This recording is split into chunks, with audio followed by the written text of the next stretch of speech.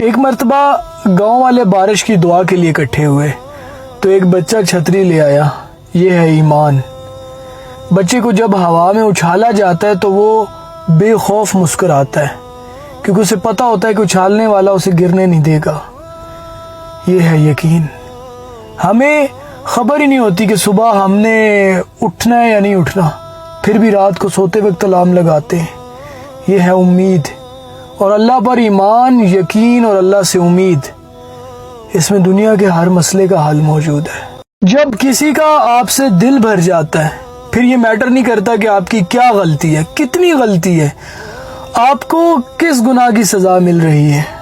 تب بس ایک چھوٹا سا بہانہ ڈھونڈا جاتا ہے اور آپ کو جی بھر کر ذلیل و خوار کر کے چھوڑ دیا جاتا ہے.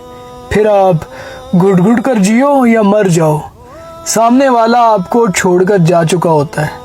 پھر آپ کی سسکیاں اور صفائیاں سب رائے گاں ہو جاتا ہے. جانتے ہو کبھی تمہاری دعائیں کیوں رد ہو جاتی ہیں؟